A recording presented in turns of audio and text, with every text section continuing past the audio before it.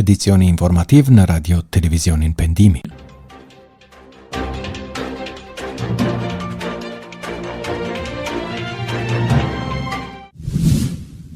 Titujt kryesor për edicionin e sotëm.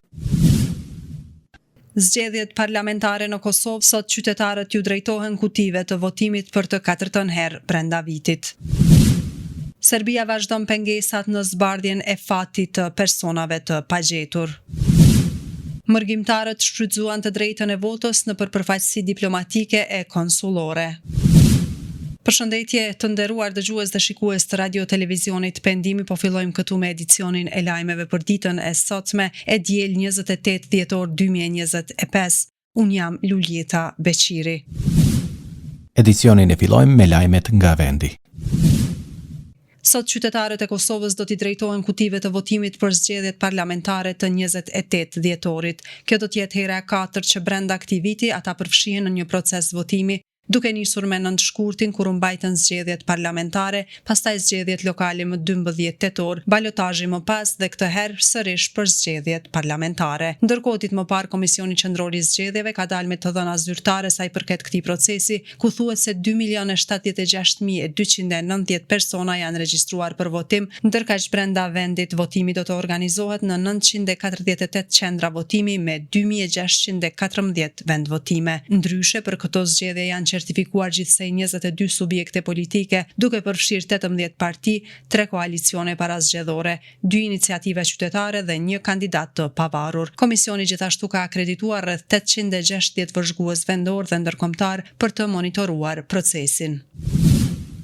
Serbia po angazhohet për të ndryshuar marrëveshjen për të pagjeturit dhe nuk i është përgjigjur thirrjes së Bashkimit Evropian për takime të përbashkëta me Kosovën. Kështu kanë thënë anëtarët e Komisionit Qeveritar për persona të zhdukur, të cilët theksuan se nuk do të pranojnë ndryshimin e marrëveshjes së arritur, raporton Kosova Press. Kryetari i këtij komisioni Andin Hoti tha se vazhdojnë të kenë sfida sepse Serbia vazhdon të mos bashkëpunojë për dhënien e informacioneve kredibile dhe dhënien e arkivave. Ai tha se Serbia ka refuzuar për 3 herë radhazi të pjesë në Komisionin e Përbashkët dhe Bashkimit Evropian me arsyetimin se nuk pajtohen me disa pika të marrëveshjes së arritur në mes të Kosovës dhe Serbisë.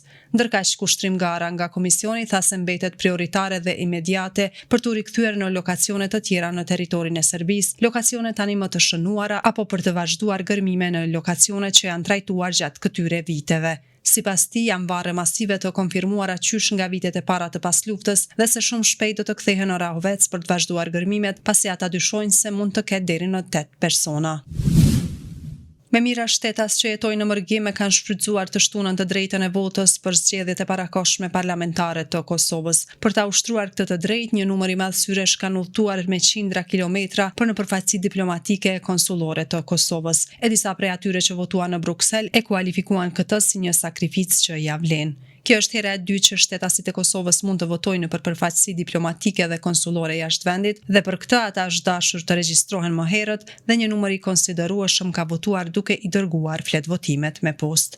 Bëhet e ditur se rreth 20.000 veta janë regjistruar dhe konfirmuar për të votuar në 24 përfaqësi diplomatike dhe konsullore të Republikës së Kosovës në përbot. Më së shumti votues të regjistruar në qytetet europiane ka pasur në Düsseldorf të Gjermanisë, ku janë regjistruar 2.231 veta, dhe në Zyrich të Zvicrës të regjistruar 2.114 veta.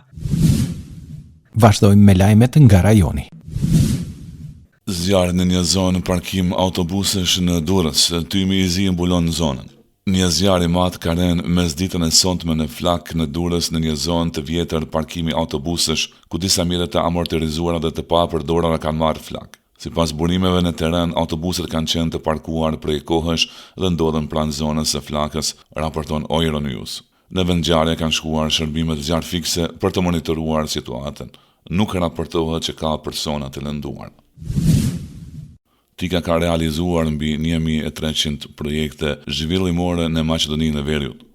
Kryetari i Agjencisë Turke për Bashkëpunim dhe Koordinim Tika, Abdullah Eren, deklaroi se Tika ka realizuar mbi 1.300 projekte në Maqedoninë e Veriut gjatë 20 viteve të fundit, me fokus në njeriun dhe përfshirjen e të gjitha komuniteteve etnike. Projektet janë përqendruar kryesisht në arsim, shëndetësi, bujqësi dhe blegtori, duke ndikuar drejt për drejt në jetën e rreth 150.000 nxënësve. Erën theksoi se Turqia është faktor stabiliteti në Ballkan dhe se marrëdhëniet me Maqedoninë e Veriut janë strategjike. Ai vure në pah restaurimin e 15 monumenteve osmane, rëndësinë e projekteve që gjenerojnë të ardhura për të frenuar migrimin, si dhe bashkëpunimin e mirë me institucionet vendore. Aksioni madh në Malë të Zi, në aeroportin e Podgoricës konfiskohen telefona me vlerë 2.6 milion euro. Dogana e Malit të Zi ka ndaluar një përpjekje për kontrabandim të një sasie të madhe telefonash në aeroportin e Podgoricës. Në sistemin doganor të zyrës së doganave në aeroportin e Podgoricës është dorëzuar një deklarat për të futur në qarkullim mallrat, ku janë deklaruar telefona celular dhe pajisje shoqëruese.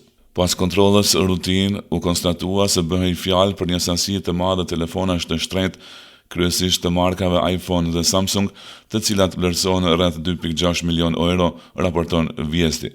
Veprimet e mëtejshme rreth këtij rasti po vijojnë në bashkëpunim me policinë dhe përgjithësinë kompetente të prokurorisë, thonë zyrtarët. Dogana po vazhdon të kryejë kontroll të fuqishëm në të gjitha pikëkallimet kufitare me qëllim mbrojtjen e stabilitetit ekonomik të shtetit dhe luftimin e të gjitha formave të tregtisë së paligjshme. Lajmet nga bota. Fotografia e parë e Çabës së Shenjtë dhe historia pas saj. Fotografia e parë e Çabës së Shenjtë është realizuar në vitin 1880 nga inxhinieri turk Salih Bey. Imazhi historik ruan bukur thelbin e përjetshëm të vendit me të shenjtë islam, duke ofruar një vështrim në trashëgiminë shpirtërore dhe arkitekturore të Mekës që nga më shumë se një shekull më parë. Ky imazh historik shënon një pikëthesje në dokumentimin e trashëgimisë islame. Orteku në Greqi vret 4 alpinistë. 4 alpinistë që u zhdukën ditën e Krishtlindjeve janë gjetur të vdekur pasi u varrosën nga një ortek në malet Vardusia të mbuluara me borë në Greqinë qendrore.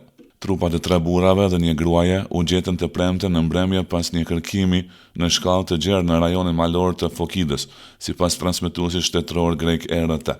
Ekipet e shërbimit zjarfikës gjetën trupat pjesërisht të mbuluar nga bora në një shpat të pjertë dhe të pa arritshëm pranë majës së Korakas në një lartësi prej rreth 2000 metra.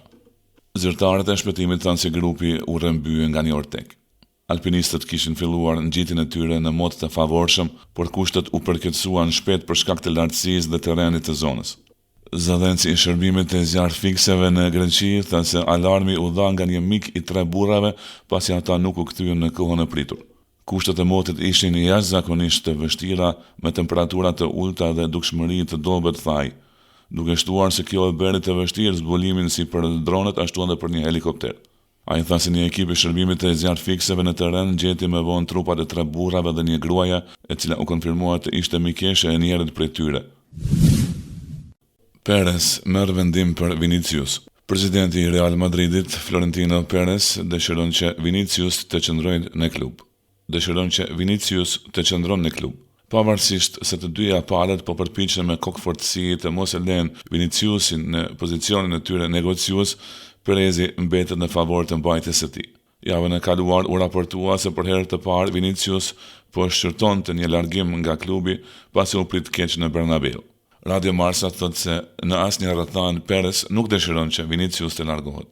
Gjithashtu, nuk do të ishte e pazakontë që Vinicius të rinovonte kontratën e tij në muajt e ardhshëm.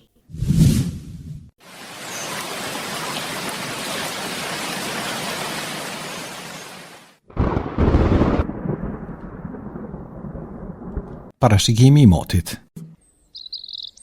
Vazhdojmë me dhënat për motin, sa i përket Prishtinës, thuhet se do të ketë mot të kthjellët me temperaturë minimale -3 gradë Celsius, ndërkaq maksimale ditore do të arrijë në 4 gradë. Tirana po ashtu do të ketë mot të kthjellët me një temperaturë ndërmjet 1 dhe 13 gradë Celsius. Edhe Shkupi i Maqedonisë thuhet se do të ketë një mot të kthjellët me një temperaturë minimale -2 gradë Celsius, ndërkaq më e larta ditore pritet të arrijë 10 gradë. Me dhënat për motin, të nderuar dëgjues dhe shikues, kemi përmbyllur edicionin e sotëm të lajmeve. Faleminderit për vëmendjen. Vazhdoni të shoqëroheni edhe më tutje me Radio Televizionin Pendimi. Miru dëgjofshim.